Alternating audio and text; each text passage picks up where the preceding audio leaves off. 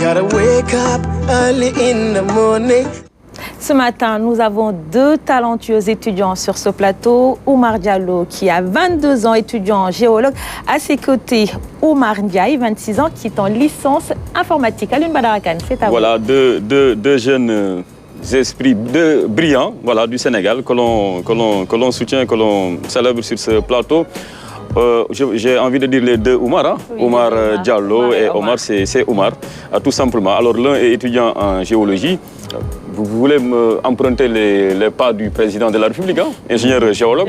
Ouais. C'est bien trouvé, cela lui fera plaisir certainement. Et vous, donc vous faites licence en génie informatique. Mais ce qui m'a surpris un peu dans vos parcours respectifs, vous ne vous êtes jamais croisés dans une école, hein? Vous n'avez jamais fait la même école. Non. Et pourtant, ce projet vous unit. Oui. Comment vous avez pu vous rencontrer? Ok. En fait, j'ai eu l'idée de projet vers fin 2018. J'ai réfléchi, j'avais l'idée, mais je ne savais pas qui pouvait m'aider à le réaliser. Et Patili aussi, il avait la même idée. Non, on va venir. Allez-y. J'ai contacté un ami, je lui ai demandé est-ce qu'il connaît un développeur. Okay. Et son grand frère est informaticien, mais bizarrement, le nom qui est venu en tête, c'était Oumar. Okay. Il m'a présenté, et vu que nos quartiers sont presque collés, la rencontre s'est faite le même jour. On a discuté, et là, lui, il m'a aidé à clarifier l'idée que j'avais, à réaliser le projet. Et il m'a même permis de développer encore plus d'idées, en fait. D'où le partenariat OACO. On a appelé notre partenariat OACO, Oumar ak Oumar. Ah, mais c'est bien trouvé. Et naturellement, vous avez répondu à son appel, Oumar, l'autre Oumar. Parce que moi, j'ai l'habitude d'entreprendre. Puisqu'il m'a présenté le projet, j'ai trouvé le projet très intéressant et je me suis lancé directement. Par la suite, on a travaillé dur sur ce projet parce que ça a duré presque 4 mois la réalisation, 4 à 5 mois. Par la suite, on a lancé le projet, mais c'est à partir du 14 décembre qu'on a vraiment lancé la plateforme. On a fait le partage via nos WhatsApp, nos contacts. Par la suite, les gens ont commencé à parcourir la plateforme et tout. Okay. Alors, Oumar, c'est quoi? Qu'est-ce qui vous a motivé dans ce projet? Est-ce l'actualité du secteur quand on sait que le Sénégal, quand même, depuis un certain temps, fera bientôt partie du club fermé de pays producteurs de pétrole et de gaz?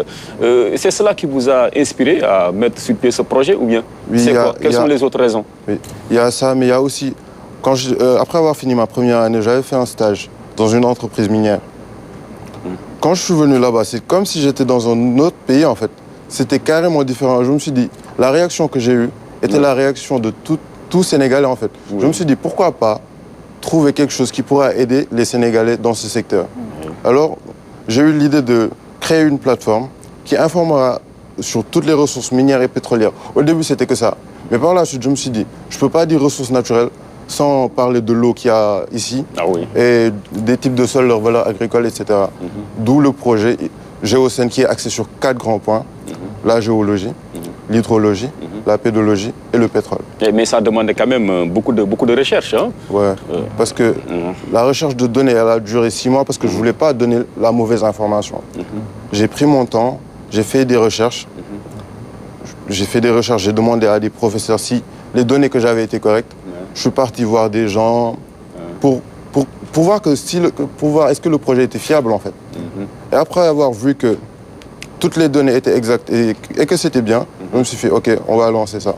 Okay. Alors, à l'issue de vos recherches, est-ce qu'il y a du pétrole à Thiaroye Azur chez nos parents? Il n'y en a pas, hein? Non, ça c'était juste il n'y en a pas. Non. OK, au moins on a la parole du spécialiste que vous êtes. OK, donc cela nous rassure. Mahfouz, donc inutile de réclamer votre héritage là. Laissez pas votre ancêtre à Thiaroye Azur, restez bien à la Médina. Alors, Oumar, quelles sont les difficultés que pourrait bien rencontrer un développeur dans ce genre de projet là? Donc, la seule difficulté que j'ai rencontrée, c'était un problème de matériel. Parce qu'à un moment donné, j'avais plus d'ordinateur. Donc, c'était impossible de travailler. C'est pour cela que ça a duré un peu plus de temps. Donc, mais à ce qui concerne le développement, donc, je le maîtrise bien. Donc, ce n'était pas un problème. Je maîtrise les codes et tout. Donc, le seul souci, c'était le problème matériel. OK.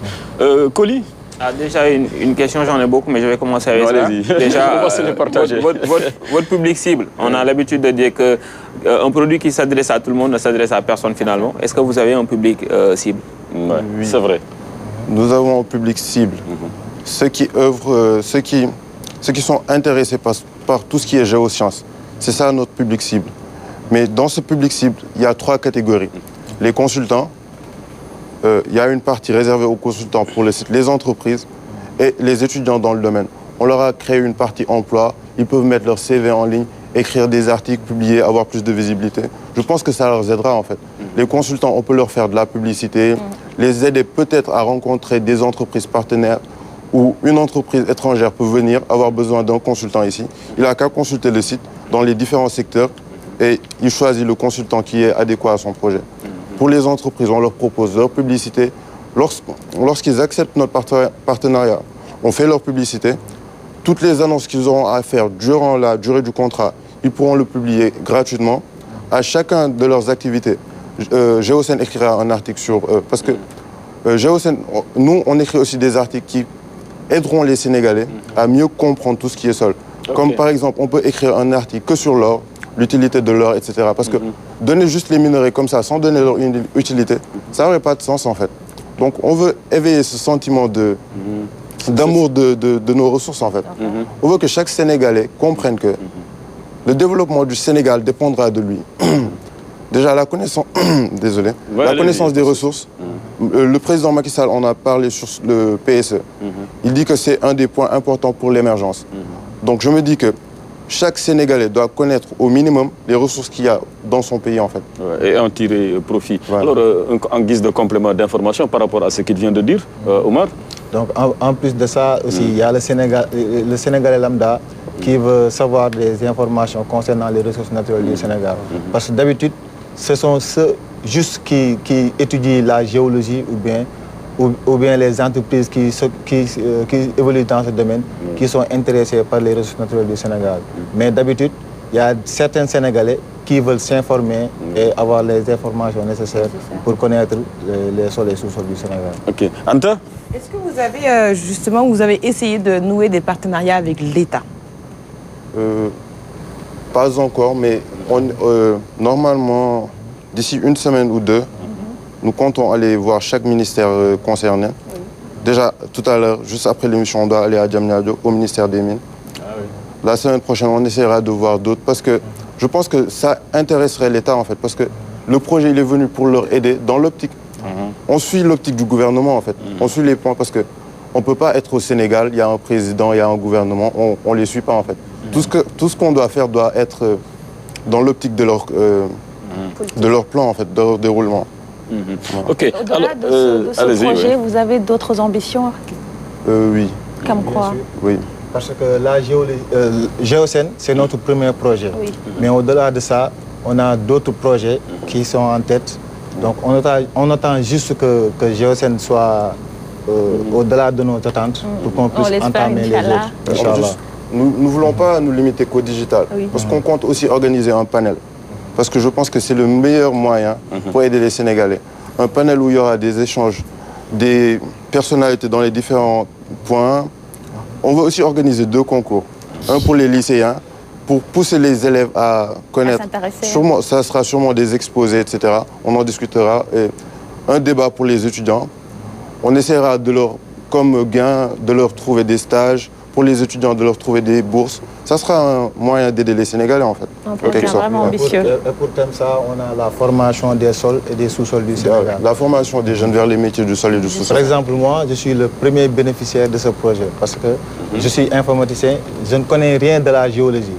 Donc, à travers le projet, j'ai pu parcourir les informations et tout, et savoir quelque chose des ressources naturelles du Sénégal. Et savoir là où on pourrait investir, peut-être les zones propices à tel type d'agriculture. Donc ça aussi, c'est vrai que c'est une innovation que vous avez apportée dans le domaine de la géologie. En tout cas, disons d'une manière générale, des ressources naturelles au Sénégal. Mais alors, vous n'avez pas bouclé totalement vos études, hein, vous deux. Vous êtes toujours, vous êtes toujours à l'université. Alors comment vous faites par rapport à autant de projets? Parce que là, vous êtes vraiment ambitieux. C'est pas pas un défaut, au contraire. On a besoin de jeunes ambitieux pour porter l'émergence, le développement du Sénégal. Mais comment vous faites pour jongler avec les études, entre les études et vos recherches? Ouais, vous savez, une journée, ça dure 24 heures. Oui. 24 heures, c'est vaste. Si, avec une bonne répartition du temps, vous pouvez faire chaque activité au bon moment. Dans la journée, la priorité à l'école. La nuit, la priorité au projet. Et quel temps vous s'endormir? Bon, ça va, on se repose là après. Et vous ne vous laissez pas divertir par... Non. Voilà, 3 points de suspension. Ah, ça, c'est bien. Ça, c'est bien. Alors, il y a des questions sur votre initiative. Donc, beaucoup de félicitations. Bon, c'est Antoine Tony Colli. Mais je crois que cette question-là, peut-être il faut la poser à Madame le ministre, que vous allez rencontrer bientôt à Diamniadio. Comment éviter la malédiction des ressources naturelles du Sénégal sur le chemin de l'émergence? Ou bien vous avez une idée? Voilà, vous voulez répondre à cette question? Non. on laisse passer. Colli? Oui, une question peut-être. Tout à l'heure, vous avez parlé de vos partenaires. J'aimerais bien savoir comment est-ce que vos partenaires apprécient un peu votre jeunesse. Je sais pour l'avoir pratiqué que certains seniors assimilent la jeunesse à de l'inexpérience, à une certaine immaturité. Comment est-ce qu'ils font, comment est-ce qu'ils font lorsqu'ils sont face à vous?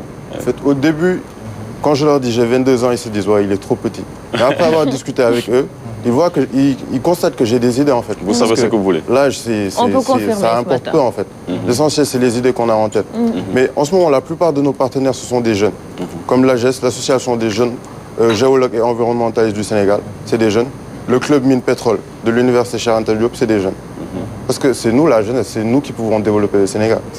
Très bien. Ok. Et dans le même sillage, votre question de l'âge, ça ne revient pas souvent dans vos échanges avec certains partenaires.